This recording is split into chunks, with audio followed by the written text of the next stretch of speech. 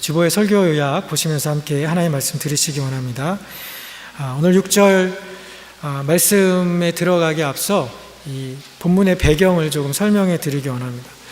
여호수아서 11장에 보면 가나안 땅 정복을 어느 정도 마친 후에 이스라엘 지파의 땅 분배가 이루어진 것을 알 수 있습니다. 그렇지만 그때 분배된 땅들은 다 점령되어진 것이 아니라 이스라엘 각 지파가 나아가서 싸움을 해서 얻어내야 하는 그러한 땅들이었습니다. 그래서 이스라엘 지파들은 오늘 6절이 이야기한 것처럼 여호수아가 자기들을 각 지파별로 분배받은 땅으로 보내었을 때 그곳들로 나아가서 싸움을 벌였고 그 땅들을 정복해 나갔습니다. 전쟁에 나갔던 이 백성들은 광야에서 태어난 사람들입니다.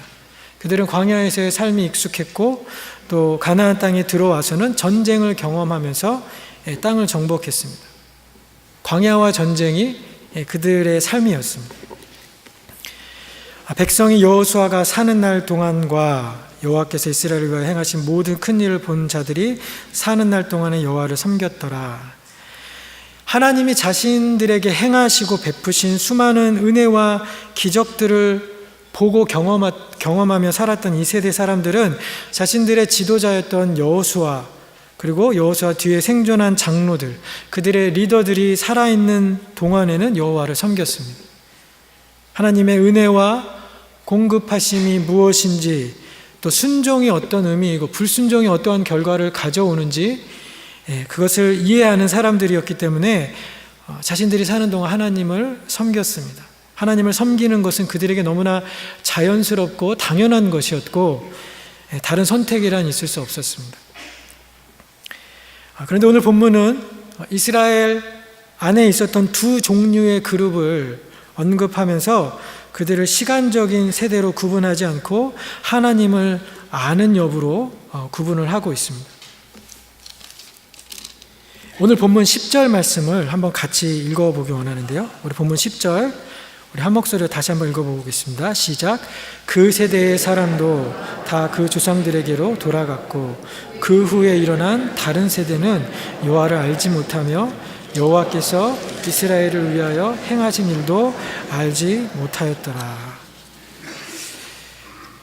자, 오늘 이 다른 세대에 대한 구분을 여호수아와 그 세대 장로들의 죽음으로 명시하고 있습니다. 시대를 이끌었던 한 리더의 죽음, 이 생존의 여부를 기점으로 해서 시대를 갈라놓고 있습니다. 여러분, 세상의 단체나 조직에서도 리더의 영향력과 중요성은 조직의 생사를 좌지우지할 만큼 결정적이고 지대합니다. 더구나 영적인 생명을 공유하고 같은 것을 지향하는 믿음의 공동체에서 리더의 역할과 존재감은 더 강조될 수밖에 없습니다. 모세가 죽었을 때에 이스라엘 백성에게는 그의 뒤를 이을 수 있는 여호수아 같은 사람이 준비되어서 가나안 땅으로 들어가는 그 역사적인 사명을 감당하면서 이스라엘 민족을 이끌었지만 이제 가나안 땅에서 그들을 지도할 여호수아 뒤를 이은 다음 리더는 준비되지 않았고, 그래서 이스라엘 공동체는 그 이전과 이후가 너무도 극명한 모습으로 대비가 되고 있습니다. 성경은 그 차이가 발생한 시점을 여호수아가 죽은 시점을 기점으로 구분하고 있어요. 정복 정쟁을 시작을 하고 시간이 제법 많이 지나서 여호수아를 시작으로 그리고 같은 시대를 살았던 리더들이 하나둘씩 그들의 생을 마감했을 때 언약 백성 이스라엘은 새로운 국면의 상태를 맞이하게 됩니다. 그것은 이전 세대와 다음 세대를 묶어주는 중요한 고리인 두 세대 간의 영적인 교감이 끊어지게 된 것입니다. 육체적으로는 가나안에서 태어난 이스라엘 사람들은 분명 그 이스라엘 백성들의 자녀였지만 영적으로 그들은 하나님의 백성이라는 영적인 정체성을 상실했습니다.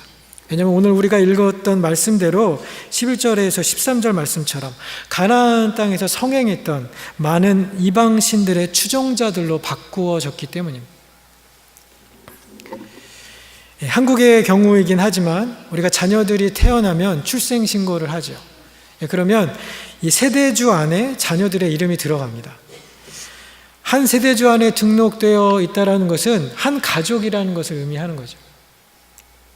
그렇지만 가나안에서 태어났던 출애굽 3세대 혹은 가나안 세대들은 부모의 영적인 호적 안에 머물러 있지 않고 새로운 세대주가 되어서 부모를 떠나버렸습니다. 영적으로 전혀 다른 주소를 가진 세대, 이전의 부모 세대와 아무런 영적인 고리가 없는 영적인 가족으로서의 의미를 상실한 다른 세대가 되어버린 것입니다. 여러분, 우리가 잘 알고 있다시피 세대의 차이는 보통 나이로 구분을 합니다. 결혼하는 연령대를 지금은 좀 사람들이 결혼을 늦게 해서 늦게 하지만 한 30대를 적당한 결혼 연령층을 우리가 생각하면 30년을 한 시대로 구분할 수 있는 거죠. 때로 나이로 인한 세대 차이를 문화적인 차이로 구분하기도 합니다. 70, 80 세대가 누렸던 노래와 또 밀레니엄 세대가 향유하고 부르는 노래가 틀립니다. 그렇지만 나이가 많다고 반드시 문화적인 세대 차이가 있는 것은 아닌 것 같습니다. 우리 주변에 보면 나이가 많아도 우리 젊은이들이 사용하는 SNS나 스마트폰을 아주 잘 사용하는 어르신들이 있고, 또 나이가 젊지만 이 소셜미디어나 이 급변하는 IT 기술에 잘 적응하지 못하는 아날로그형 젊은이들도 있습니다. 자, 그런데 참 흥미로운 것은 성경이 우리에게 익숙한 이 세대 차이의 구분을 시간적인 혹은 문화나 사회 적응력으로 구분하지 않고 하나님을 경험한 세대와 경험하지 못한 세대, 하나님을 아는 세대와 그렇지 못한 세대로 구분하고 있다는 것입니다. 오늘 아까 읽었던 10절 말씀에서 성경은 가나안에서 태어난 자녀 세대를 다음 세대라고 그렇게 하지 않고 다른 세대라고 적고 있어요. 그들에게는 나이 차이도 있었고 또 광야와 가나안 땅이라는 지리적으로도 혹은 문화적으로도 다른 이 환경에 살았던 차이가 있었지만 성경은 하나님을 아는 것에 대한 여부로 세대를 나누면서 그들을 다른 세대라고 부르고 있습니다. 여러분, 왜 성경은 이렇게 이러한 구분을 하고 있을까요?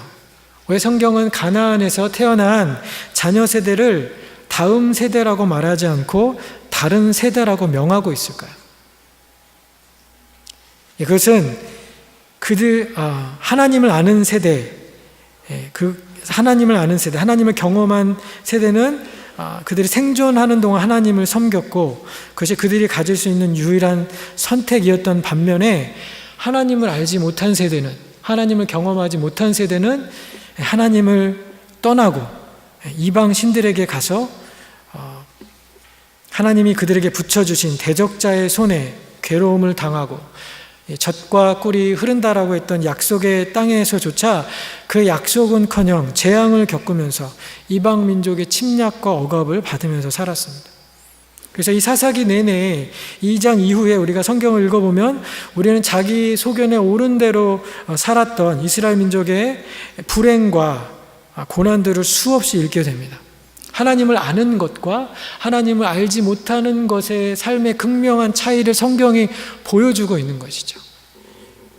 우리가 단순히 이 세상에서 뿐만 아니라 우리가 죽음 이후에 우리의 영혼을 보내게 될 장소를 결정하는 근거가 되기 때문에 그 세대와 다른 세대로 성경이 그렇게 구분하고 있는 것이죠. 그렇다면 이런 질문을 오늘 우리에게 던질 수 있을 것 같습니다. 여러분은 하나님을 아는 그 세대이신가요? 아니면 하나님을 여전히 알지 못하는 다른 세대이신가요? 내 대답에 따라서 오늘 예배드리는 모든 우리 교인들이 두 그룹으로 구분이 될 것입니다. 교회를 아무리 오래 다니고 신앙생활을 수십 년 했어도 하나님을 나의 하나님, 나의 아버지로 말할 수 있는 중생, 거듭남의 체험과 하나님이 날 향해 행하신 놀라운 일들에 대한 간증과 경험이 없다면 나는 다른 세대일 것이고, 이제 막 하나님을 알고 만났지만 하나님이 나를 위하여서 자기 아들을 내어주신 그 위대한 사랑을 깨달아 알고 나를 택하시고 부르시고 자녀 삼아 주신 이 아버지의 구속의 은혜를 잊지 않고 그러한 감격 가운데 오늘 예배 드리고 찬양하고 하나님을 섬기면서 살고 있다면 나이의 많고 적음에 상관없이 우리의 신앙의 연수에 관계없이 그 사람은 그 세대, 이전 세대가 될 것입니다. 저는 오늘 이곳에 모인 모든 분들이 하나님을 알고 하나님이 우리를 위해 행하신 놀랍고 위대하신 일들에 대한 일들을 자신의 이야기로 체험하고 받아들이는 그 세대의 사람들이 다 되시기를 주님의 이름으로 축원합니다. 혹시 이 가운데 아직 하나님을 알지 못하고 하나님을 경험하지 못한 분도 선포되는 복음과 또 계시된 하나님의 말씀을 통하여서 예수님이 나의 주, 나의 하나님이신 것을 고백할 수 있는 은혜가 임하여지기를 마찬가지로 주님의 이름으로 축원드립니다. 여러분, 오늘 본문의 이 이야기를 통하여서 이스라엘의 역사에서 오늘 우리는 분명한 메시지를 얻습니다. 우리의 자녀 세대가 다른 세대가 되지 않도록 우리가 노력해야 합니다. 그들이 우리와 다른 영적인 주소를 가진 세대가 되지 않도록 우리의 모든 것을 동원해서 우리가 무슨 수를 써서라도 이스라엘의 이전 세대가 다음 세대를 얻는 것에 실패했던 경험이 우리의 이야기가 되지 않도록, 우리가 그들의 실수를 반복하지 않도록 지금 우리의 모습을 반성하고 고쳐야 합니다. 2013년도 자료이긴 하지만 여러분, 해마다 미국 안에서 없어지는 교회의 숫자가 4,000개로 그렇게 파악이 되었습니다. 새로 생겨나는 교회는 한 1,000여 개 정도 있는데 없어지는 교회의 숫자가 4,000개입니다. 한국 개신교 교인들, 신도의 숫자가 해가 갈수록 줄어가고 있습니다. 찾아보는 통계 자료나 언론 자료마다 교회의 죽어감을 말하고 있습니다. 복음적인 교회, 복음주의적 교회에 자녀들이 없어서 이 주일학교가 없어지는 교회가 더 많아 질비해지고 있다고 합니다. 이 주일학교 수가 줄어가는 이유는 한국 사람들이 자녀 양육비가 많이 들어서 아이들을 낳지 않는 그런 것도 교인 감소의 한 이유가 되겠지만, 여러분, 그것보다 더 궁극적인 이유는 교회에 주일학교가 없어지고 아이들이 없어지는 이유는 부모가 자녀들을 교회에 데려오는데 실패했기 때문입니다. 부모 세대가 자녀들을 하나님의 방법으로 기르고 가르치는 것에 실패했기 때문입니다. 우리가 오늘 어떻게 하면 본문에 나타난 그 세대와 다른 세대의 차이점을 줄일 수 있을까요? 어떻게 하면 우리 자녀들이 다른 세대가 되지 않고 하나님을 알고 고백하는 그러한 세대가 될 수 있을까? 우리가 함께 고민하고 주님의 말씀을 듣기 원합니다. 자, 첫 번째로 우리 안에 생각의 전환이 있어야 됩니다. 한번 따라해 보실까요? 자녀들이 VIP이다. 할렐루야. 그렇게 믿으십니까? 여러분, 오늘 우리 교회 올 한 해 표가 내 평생에 한 영혼 전도하기, 그거죠. 우리가 이 표 아래서 VIP 이름을 적어내고 개인별로 혹은 가정별로 목장별로 이름 적어서 함께 기도하고 섬기고 같이 시간을 보내고 그들을 목장으로 교회를 초청하는 일을 하고 있는데, 우리가 올 한 해만 해야 될 것이 아니라 우리 평생 우리 예수님 오시는 날까지 해야 할 일인 줄 믿습니다. 그렇지만 우리가 간과하고 미뤄서는 안 될 중요한 일이 있다면 바로 우리 자녀들을 전도하고 그들을 우리의 선교의 대상으로 정하고 기도하고 섬기는 일입니다. 그들에게 복음을 전하는 일입니다. 여러분, 아이들이 우리 주변에 있으니까 아직 시간이 있다고, 내가 교회 가면 우리 자녀들 자연스럽게 교회에 따라오니까 나도 믿으니까 그 아이들도 당연하게 믿을 거라고, 우리 아이들이니까 충분히 기회가 있다고, 우리가 하지 않아도 교회 전도사님, 목사님들이 가르칠 거라고, 그래서 나는 신경 쓰지 않아도 된다라고 하는 그런 아니라고 위험한 생각을 우리가 내려놓고 바꿔야 합니다. 얼마나 많은 자녀들이 떠나갔습니까? 얼마나 많은 자녀들이 떠나가고 있습니까? 얼마나 많은 우리 자녀들이 하나님을 섬기지 않고 살아가고 있습니까? 여러분, 멀리서도 찾을 것 없이 우리 교회 성도님들 가운데도 장성한 자녀들이 교회에 다니지 않고 신앙생활하지 않는 자녀를 두신 분들이 적지 않습니다. 그분들 한결같이 하시는 말씀이 우리 자녀가 옛날에는 교회 열심히 다녔다고, 중고등학교 때는 교회 열심히 나오고 봉사도 하고, 그런데 왜 지금은 교회 안 나가는지 잘 모르겠습니다. 나중에 그래도 올 겁니다. 그렇게 희망적으로 말씀하시는 분들을 자주 마주치고는 합니다.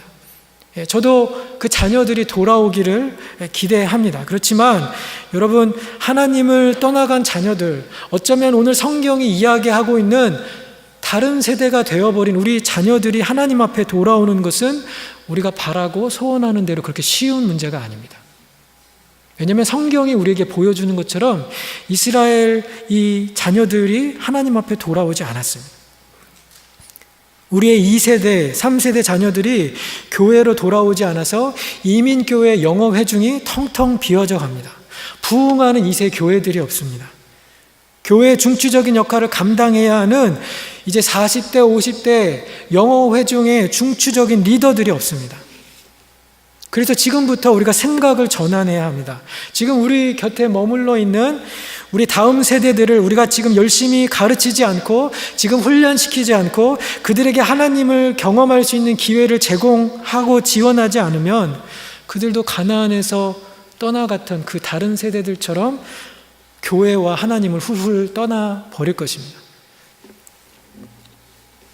교회에서 예배 시간 끝나고 나면 로비에서 막 뛰어놀고 있는 우리 어린 자녀들, 목장에서 만나는 아이들은 부모님이 참석하는 예배나 목장에 어쩔 수 없이 쫓아오는, 덤으로 얹어져 오는 객식구가 아닙니다. 어른들 모임들 하는데 방해되니까 베이비시터 하나 붙여주고, 어른 예배 때 시끄럽게 소동이나 부리고 잡음 만드니까 어디 구석에 있는 한 방 마련해 놓고 거기다 몰아놓고 대충 시간이나 때우고 비디오나 보여주고 게임기 쥐어주면서 돌봐줘야 하는 불청객들, 있으면 귀찮은 그러한 존재들이 아니라, 여러분, 우리 이민교회의 미래를 책임질 중요한 자원들이고 우리의 차기 리더들이고 종말의 마지막 시대를 함께 싸워 나아가야 우리의 동역자고 하나님이 너무나 사랑하는 하나님의 자녀들입니다. 우리가 우리 자녀들을 위해서 기도해주고 그들을 위해 더 많은 시간과 물질을 또 자원들을 사용해서 섬겨야 합니다. 또 필요하다면 우리가 쓰는 이 예배당도 우리가 당연시 여기는 어른 먼저라는 그 대접받음도 내려놓고 우리 자녀들을 더 먼저 섬기고 그들을 위해서 더 많은 자원들을 사용하고 그들에게 더 집중적으로 복음을 가르치고 그들의 영혼을 얻어내야 할 것입니다. 자, 두 번째로 자녀들에게 신앙을 전수하여야 합니다. 여러분, 우리는 부지런히 아이들에게 말씀을 전해야 합니다. 말씀을 가르쳐야 합니다. 오늘 드린 설교 요약에 신명기 6장 6절 7절 말씀을 적어 놓았는데 우리 같이 한번 읽어보도록 하겠습니다. 신명기 6장 6절 7절 말씀 시작. 오늘 내가 내게 명하는 이 말씀을 너는 마음에 새기고 내 자녀에게 부지런히 가르치며 집에 앉았을 때든지 길을 갈 때든지 누워 있을 때든지 일어날 때든지 이 말씀을 강론할 것이며. 아멘.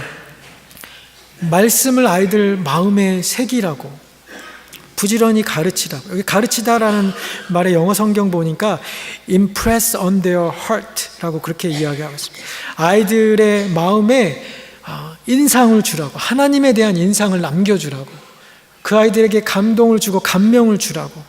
그리고 말씀을 강론하라는 것은 때를 얻든지 못 얻든지 아이들에 대해서, 하나님에 대해서 이야기하라고, talk about them 하라고 그렇게 적고 있습니다.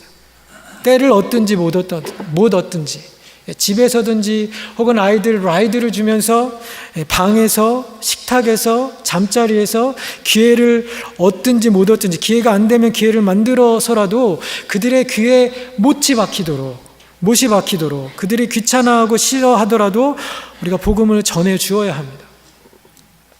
시편 78편 5절과 8절 말씀에 보면 다음 세대를 향한 하나님의 계획과 의도하심을 다음과 같이 선포하고 있습니다.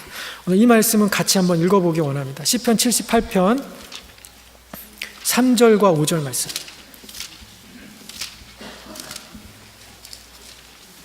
제가 가지고 있는 구약성경 858면에 있습니다.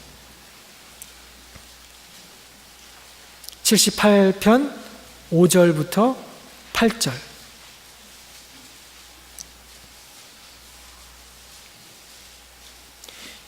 우리 다 찾으셨으면 같이 한 목소리로 읽겠습니다. 시작. 여호와께서 증거를 야곱에게 세우시며 법도를 이스라엘에게 정하시고 우리 조상들에게 명령하사 그들의 자손에게 알리라 하셨으니 이는 그들로 후대 곧 태어날 자손에게 이를 알게 하고 그들은 일어나 그들의 자손에게 일러서 그들로 그들의 소망을 하나님께 두며 하나님께서 행하신 일을 잊지 아니하고 오직 그의 계명을 지켜서 그들의 조상들 곧 완고하고 패역하여 그들의 마음이 정직하지 못하며 그 심령이 하나님께 충성하지 아니하는 세대와 같이 되지 아니하게 하려 하심이로다. 아멘. 여러분, 이 말씀을 통해서 하나님 분명히 명령하시고 또 율법으로 만들어서 계시하고 계십니다. 태어날 자손들에게, 후손들에게 이를 알게 하라. 그들의 자손에게 알리라. 이는 그들로 후대고 태어날 자손에게 이를 알게 하고 그들은 일어나 그들에게 자손에게 일러서 그들의 소망을 하나님께 두며 하나님께서 행하신 일을 잊지 아니하고 그의 계명을 지키라고, 이것들을 아이들에게 가르치라고, 말하라고 그렇게 명령하셨는데, 오늘 본문에 우리가 읽었던 그 세대 사람들, 이전 세대의 사람들은 자기들은 하나님을 잘 섬겼는지 모르지만 이 시편이 말한 계명을 준수하는 데 실패한 것이죠. 그래서 시편 말씀이 지적한 대로 하나님께 충성하지 아니한 세대, 하나님 앞에서 완악하고 교만한 세대, 하나님을 알지 못하는 세대, 다른 우상들을 섬기는 다른 세대가 되는데 부모 세대가 동조한 그러한 결과가 된 것입니다. 여러분, 이 세대 사람들이 누군가요? 불기둥, 구름기둥을 매일같이 경험했던 사람들입니다. 하나님께서 주시는 만나를 먹으면서 하나님이 자기들을 위하여서 싸우시는 그 전쟁을 경험했던 그런 세대 사람들이 그 하나님을 다음 세대에게 전하는 것에 실패했다면 세상에 많은 유혹과 시험들, 세상에 하나님을 대적하는 그런 문화적인 소용돌이에 빠져서 살고 있는 이 시대 사람들에게는 더 어려운, 실패할 가능성이 더 많은 것이죠. 여러분, 자녀들의 신앙교육을 우리가 교육자들에게만 맡길 수 없습니다. 학생들은 수백 명인데 사역자 3-4명이 아무리 많은 시간을 할애한다라고 해도 개인에게 줄 수 있는 시간은 극히 적습니다. 사람이 함께 만나서 시간을 보내야 무엇을 가르치고 생각을 나누고 믿는 자의 삶을 나누면서 제자를 만들 수 있는데, 일주일에 한 번 보고 주일 예배 와서 한 번 드리는 것으로 삶이 달라지지 않습니다. 주일에 말씀 와서 한 번 듣는 것으로 학교와 세상과 친구들에게서 쏟아져 들어오는 하나님을 인정하지 않는 그 인본주의와 세상의 지식과 철학과 과학과 이 세속주의의 홍수를 우리 자녀들이 감당하고 이겨낼 방법이 없습니다. 그냥 교육자들에게만 맡겨두면 여러분, 아이들은 믿지 않는 세대가 될 가능성이 더 많습니다. 그래서 자녀들의 신앙교육은 여전히 부모님들의 몫입니다. 아무리 훌륭한 교육자가 교회에서 아이들을 위해서 기도하고 그들을 가르치고 그들과 상호작용을 해도 부모님의 역할과 책임에 비교될 수 없습니다. 아이의 신앙 성장은 부모님의 신앙교육의 헌신과 열정에 정비례합니다. 아이들의 영적인 관심과 그들의 영적인 성장과 성숙도는 부모님에게 달려 있습니다. 여러분, 가정에서 부모님들이 자녀들과 함께 성경을 읽고 부모님들이 자녀들과 함께 기도하는 것보다 더 좋은 신앙의 교육이 없습니다. 부모님이 서로 존중하고 사랑하고 사랑하는 것을 보면서 자라는 것만큼 아이들에게 더 좋은 가정교육이 없습니다. 부모님 하나님 말씀을 사랑하고 자신의 힘을 의지 않고 기도하는 삶을 보여주고 그리고 자녀들과 함께 기도하는 것보다 더 좋은 신앙 훈련이 없습니다. 우리가 자녀들에게 부지런히 하나님에 대해서 가르치는 여러분들 되시기를 축원합니다. 부지런히 말씀으로 가르치십시오. 함께 예배 드리십시오. 그러면 늙어도 우리 아이들이 그것을 떠나가지 아니할 것입니다. 자, 하나님을 만나고 경험하는 기회를 주어야 합니다. 한국의 미래창조과학부와 한국의 정보와 진흥원이 조사한 2016년도 통계 자료에 따르면 10살부터 19살까지의 한국의 중고등학생들의 평균 스마트폰 사용 시간이 하루 평균 4.7시간으로 그렇게 조사가 됐습니다. 중학생 경우에는 그보다 더 많은 4.9시간으로 그렇게 집계가 되었습니다. 미국의 경우도 2015년도 통계 자료를 보니까 92%의 티네이저들이 13살부터 17살까지의 미국 티네이저들이 매일 온라인에 들어간다고 그렇게 조사가 되었습니다. 그 중에 24%의 학생들은 인터넷을 거의 중독 수준으로 그렇게 보고 있고 56% 티네이저들은 하루에도 몇 번씩 온라인에 들어가고 또 12%의 학생들만 하루에 한 번 정도 온라인에 들어간다라고 그렇게 조사가 되었습니다. 하나님께서 오시면 인터넷 만든 사람을 가장 먼저 심판해야 되지 않을까 그런 생각이 들어요. 너무 많은 사람들의 시간을 인터넷과 스마트폰이 빼앗아 가고 있습니다. 우리 삶에 없어서는 안 될 그러한 문명의 이기가 되어버렸어요.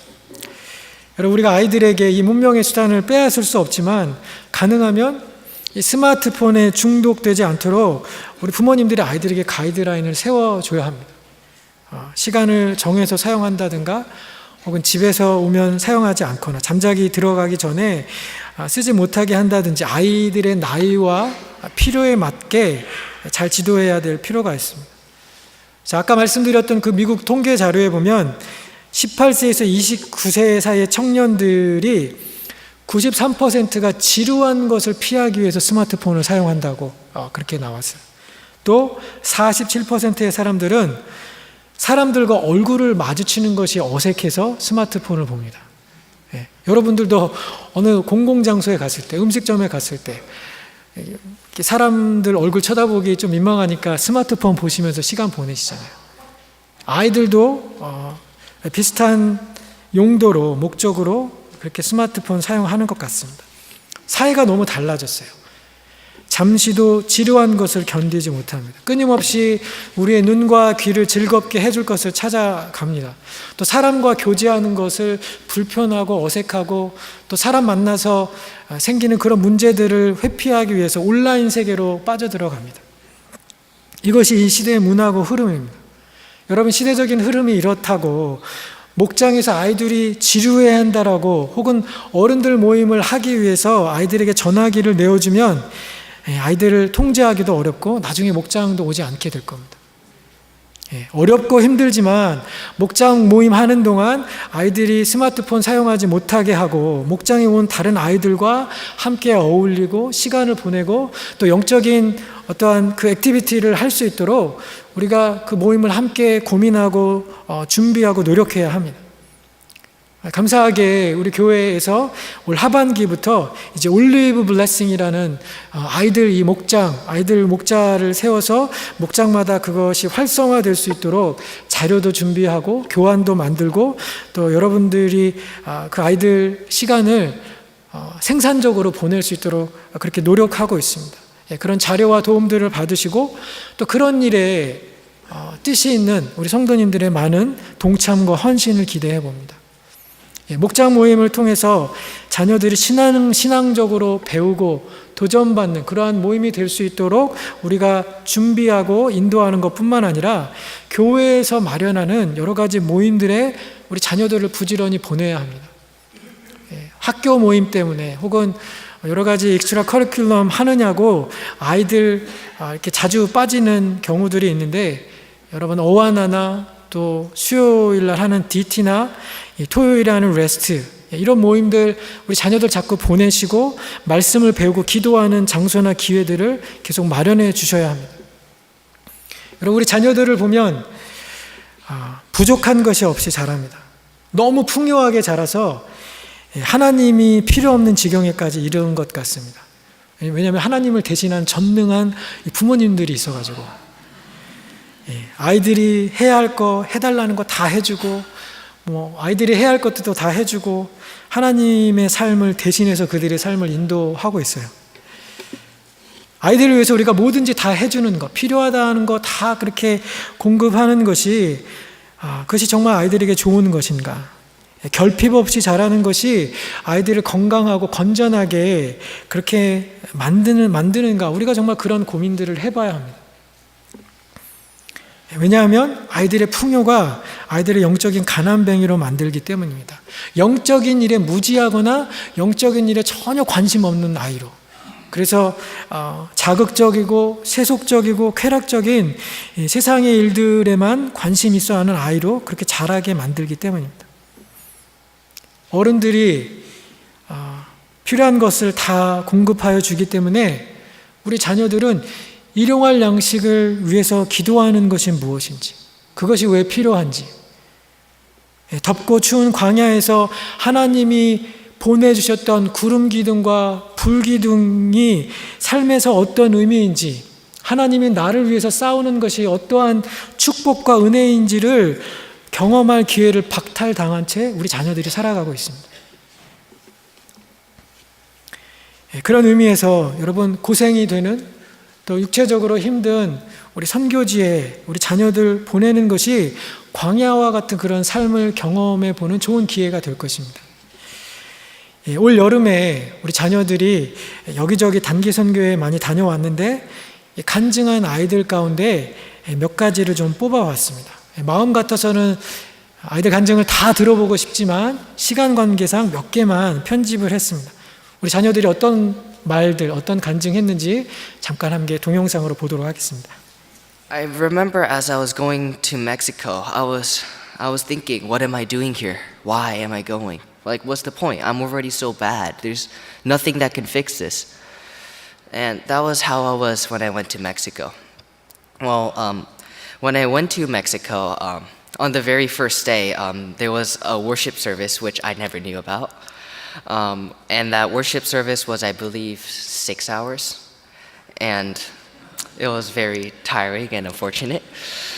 Well, even though it was very tiring and very long, for the first time, that was actually the time when I felt the first time I felt love in my heart. The first time I felt compassion in my heart. And while I did not know about this, but it would be the seed that sprouted during my other times in Mexico. God just came up to me randomly while I was praying, and He said how much He's loved me, how much I've been doing all these things, whether I've been hitting people, whether I've been just a disobedient person, whether I hated others, whether I swore, whether I did all these things. And this is what I say, this is the greatest love story, because, you know, we're so disobedient, we're so evil in front, but then, yeah, He still comes to love us. Then on a bus ride, me and this guy, Lawrence, got randomly paired up, and then he gave me a 4-hour lecture on why God is real. He told me to actually give Jesus a chance for once. Surprisingly, I felt much happier and not bored when I actually worshiped God and was actually paying attention during the service. And then I didn't accept Jesus on the first time when I worshiped Him because I didn't want to have to take the Bible and going to church seriously. But the next day we had the last worship, and I accepted Jesus as my Lord and Savior. 하나님께서 네팔의 아이들을 통해서 큰 소리로 기뻐하며 찬양 받으시기를 원하신다는 걸 깨달았어요. 네팔은 정말 어둡고 크리스천도 많이 없는데 거기 예수문학교에서 하나님의 사랑이 잘 비치고 그다음에 거기에 행복이 많았습니다. 내가 두 예수문학교 그다음에 네팔에 있는 동안 나는 얼마나 축복받은지 배웠어요. 많은 거기 애들은 아빠, 엄마 많이 돌아가신 분 있고 많은 부모님이 자살했어요. 아이들이 살았던 환경과 내가 지금 살아있는 환경이 완전히 다릅니다. 또 배운 거는 내가 얼마나 버릇 없고 내가 하루하루 이것저것 더 감사하고 그 다음에 더 행복히 사는 걸 배웠습니다. 내가 빈민촌의 아이들을 보면서 얘네들의 미소를 매일매일 내가 보면서 봤는데 걔네들 미소 보면서 내가 정말 행복했습니다. 그냥 마지막으로 내가 아는데 내가 하느님이 모든 것을 만든 거 아는데 내가 거기에서 좀 고민했습니다. 왜 하느님이 나한테 한 것도 없는데 왜 이렇게 나한테 많은 것을 주고 거기에는 빈민촌 아이들을 되게 힘든 생활을 살고 아무것도 안 가지고 왜 그렇게 있는지 고민했습니다. 근데 거기에서 애들과 있으면 깨달았습니다. 나 같은 사람이 거기 힘든 곳, 거기 어두운 곳 가서 복음 전하고 거기 사람들 도와주는 일 했기 때문에 하느님이 그랬습니다. 네팔은 내가 잊지 못한 경험이고 내가 거기 애들을 정말 못 잊겠습니다. 내가 거기 두 예술문학교 가기 전에 애들이 나한테 물어봤습니다. 내가 다시 오냐고. 그러면 내가 꼭 온다고 말했습니다.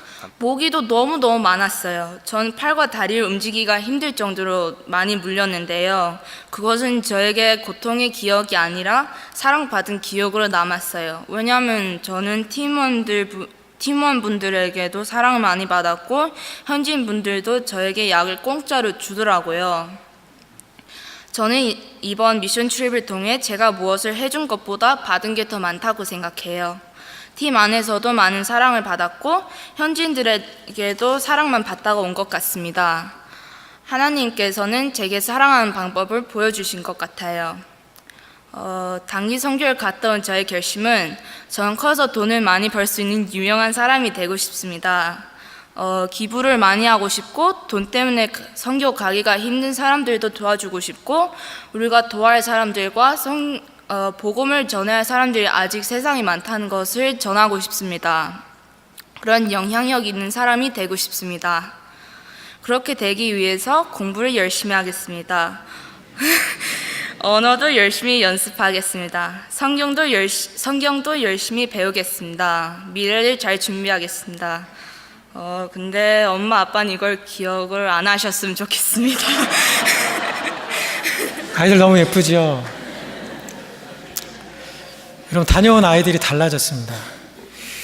제일 처음에 간증했던 로렌스라는 아이는 예전에 저희 아내가 CM 예배에 들어가서 아이들하고 가끔씩 예배를 드렸는데 너무 이렇게 주의가 산만해가지고 저희 아내가 옆에 가서 종종 앉았던 아이예요.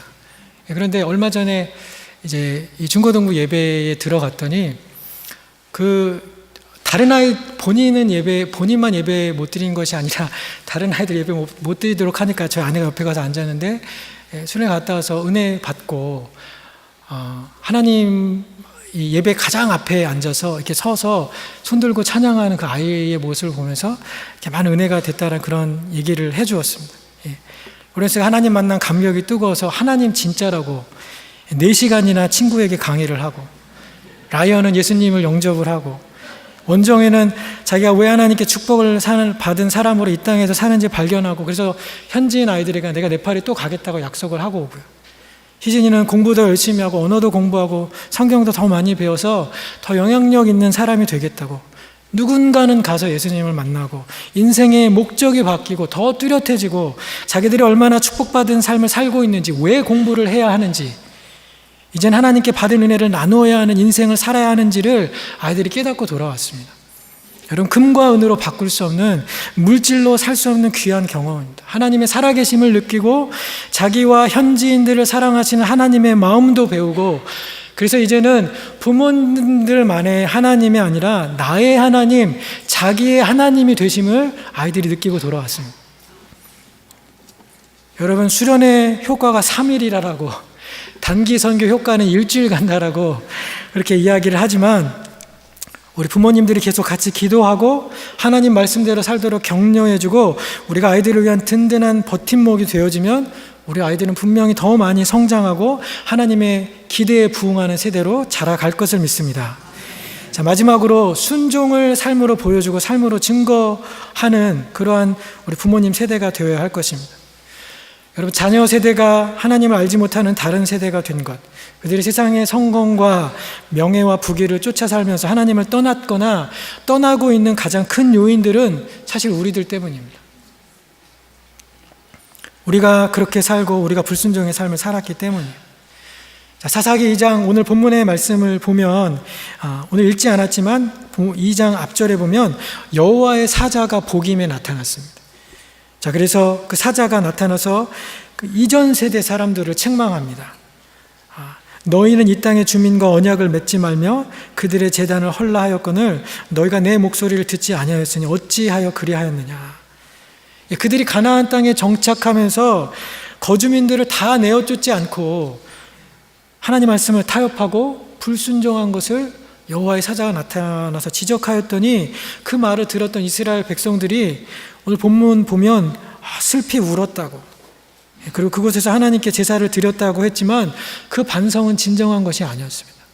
왜냐하면 그들의 삶이 달라지지 아니하였고 거주민들이 여전히 이스라엘 그 땅에 함께 살았기 때문입니다.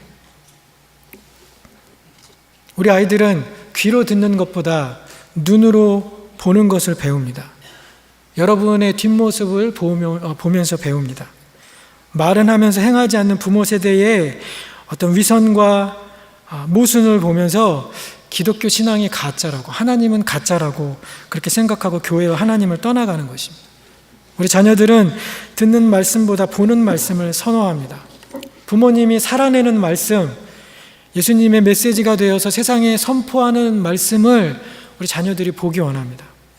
말은 믿는다고 하면서 믿음으로 사는 모습은 없고, 말은 믿는다고 하면서 하나님 앞에 기도하는 모습도 없고, 남을 사랑해야 한다면서 용서해야 한다면서 이웃과 자주 다투고 교인들과 목장 식구들과 대립하고 갈등하는 모습을 보면서 우리 자녀들은 혼란을 느낄 수밖에 없어요. 부모님이 말씀대로 온전히 살아가지 않는데 말씀에 순종하는 모습이 부재한데 어떻게 아이들이 순종해야 할 필요와 이유를 발견하겠습니까? 순종을 보여주는 좋은 예가 없는데 어디에서 순종을 배울 수가 있겠습니까? 저희 병원에 우리 한 집사님 가정이 이번 주에 이제 IT 선교를 위해서 다른 주로 이주를 하십니다. 제가 지난주에 집사님 가정 만나서 함께 식사하면서 말씀을 나누었는데 어느 날 그런 생각이 드신대요. 비즈니스 다 정리하고 이제 가는데 예전에는 자기가 이렇게 돈을 벌었는데 이제는 수입이 없으시잖아요. 그래서 어느 날 내가 지금 뭐 하고 있나라는 그런 생각이 갑자기 드신다고. 이제 그 이야기뿐만 아니라 우리 자녀 7학년 아이가 있는데 이제 새로운 곳에 가서 정착해야 하는 그 아이를 생각하니까 마음이 짠하고 미안한 마음도 들고, 그래서 그 아이를 보면서 그 눈을 맞추면서 아빠의 그 미안한 마음을 얘기하려고 했더니 그 7학년 아이가 아빠한테 그렇게 이야기하더랍니다. I feel proud of you. 나 아버지, 나 아빠가 자랑스러워요. 아빠는 미안해서 미안한 마음에 제대로 얘기도 잘 못하는데 나 아빠가 자랑스러워요 라고 그렇게 대답하였답니다. 여러분, 부모가 하나님 말씀에 순종하는 모습을 볼 때 아이들은 부모에게서 영적인 권위를 느낍니다. 부모가 말씀대로 살려고 하는 모습을 볼 때 아이들은 부모를 자랑스러워하고 부모를 따라갑니다. 우리가 본이 되고 우리가 먼저 보여주면 아이들은 같이 따라가고 같은 방향으로 나아가게 될 것입니다. 우리가 오늘 말씀을 통해서 하나님 앞에서 먼저 회개하는 이전 세대, 그 세대가 되기 원합니다. 자녀들의 변화를 우리가 기대하고 그것을 위해서 기도하기 전에 먼저 우리가 변해야 됩니다. 우리가 먼저 하나님을 경험하는 세대가 되어야 돼요. 우리가 먼저 자녀들 앞에서 말씀을 살아내고 하나님 말씀에 온전히 순종하며 사는 모습을 보여주어야 합니다. 우리가 말씀을 들으면 들은 대로 사셔야 돼요. 듣고 나가서 실천하셔야 됩니다. 오늘부터 말씀대로 살아서 우리가 생명의 말씀이 주는 은혜와 복이 여러분의 삶과 가정에 넘치기를 예수님의 이름으로 축원드립니다. 오늘 이 설교 요약의 숙제도 같이 내어드렸어요. 우리 자녀들과 함께 기도하고 말씀 보기, 자녀들과 함께 성경 말씀 외우시고 목장에서 자녀들을 위한 특별한 이벤트 하기. 자녀들 와서 그냥 시간 낭비하는 시간으로 보내지 않도록 한 주간 동안 우리 아이들이 와서 목장에 와서 무엇을 같이 할 수 있을까 좀 고민하고, 또 우리 교회에서 제공해 드리는 그러한 리소스들, 자원들도 좀 사용하시고요. 아이들을 위해서 특별한 이벤트도 좀 만드시고요. 그 아이들이 불청객이 아니라 우리의 소중한 VIP라는 것을 아이들이 느끼도록 좀 그런 숙제들을 하셨으면 좋겠습니다. 마지막으로 자녀들과 같이 단기 선교 참여하기. 자, 내년도 선교는 목장에서 혹은 가정별로 함께 떠나는 선교 여행이 되도록 교회에서 그렇게 기도하고 준비하고 있습니다. 자녀들과 함께 가십시오. 하나님 만나고 체험하는 그런 기회들을 여러분 많이 가지시기 원합니다. 우리 아이들 데리고 비싼 여행지나 좋은 관광지 가는 것도 좋지만 선교지 데려가는 것이 아이들에게 훨씬 더 의미 있고 가치 있는 선택이 될 것입니다. 이러한 운동에 같이 동참하시는 여러분들 되시기를 예수님의 이름으로 축원합니다. 이 시간 오늘 들은 말씀을 기억하면서 같이 하나님 앞에 좀 기도하는 시간 가졌으면 좋겠습니다. 우리가 먼저 하나님 앞에 좀 회개의 기도를 드리기 원합니다. 내가 본이 되지 못한 신앙으로 살아갔던 것들, 입술과 우리의 고백과 다른 이중적인 모습으로 산 것들, 아이들에게 신앙을 제대로 가르쳐주지 못한 것들, 하나님 앞에 함께 회개하면서 하나님 우리 가정에 영적인 세대 차이가 나지 않도록 말씀을 들은 것을 행할 수 있는 자가 되도록, 우리가 다음 세대들이 하나님 앞에 드려지기 전에 우리가 먼저 하나님 앞에 드려지고 성령에 장악되어지는 그러한 부모님들 될 수 있도록 하나님 앞에 기도하기 원합니다. 또 두 번째로 우리 자녀들이 다른 세대가 되지 않고 하나님을 경험하는, 하나님을 알아가는 세대 되게 해 주십시오. 하나님 그들에게 영적인 지도자를 세워 주십시오. 매일매일 우리 아이들도 그 하나님을, 놀라우신 하나님, 그들의 창조주 되신 하나님을 경험하게 해달라고 우리가 이 시간 함께 통성으로 하나님 앞에 기도하도록 하겠습니다. 기도하겠습니다. 하나님 아버지, 이스라엘 백성들이 가나안 땅에 들어가서 풍요를 누리면서 안정이 되어가면서 하나님을 잊고 주님의 명령에 불순종하게 되었듯이 저희들도 하나님이 주신 복을 누리고 풍족한 가운데 어쩌면 점점 하나님을 잊고 살아가고 있는지 하나님의 말씀 앞에 저희를 돌아봅니다. 우리가 죄와 타협하며 우상들을 섬기며 살고 있음을 주님 앞에 고백드립니다. 우리가 자녀들의 하나님이 되어서 그들의 모든 필요를 채워주면서 어쩌면 그들의 삶에 하나님이 필요 없도록, 그 아이들이 영적인 일에 관심을 가지지 않도록 우리가 그렇게 동조했는지 하나님 우리 자신들을 돌아보고 하나님 경험할 수 있는 기회를 우리가 박탈시켰던 것들을 주님 앞에 고백하고 주님의 용서를 구합니다. 하나님 우리 자녀들, 우리 다음 세대들이 하나님 모르는 다른 세대가 되지 않도록 우리가 부지런히 가르치는 세대들에게 인도하여 주옵소서. 그들을 전도하고 선교하는 일을 우선시하는 우리 임마누엘 장로교회 되도록 이끌어 주옵소서. 우리의 남은 삶을 다음 세대를 세우고 그들을 양육하고 훈련시키는 일에 사용하여 주옵소서.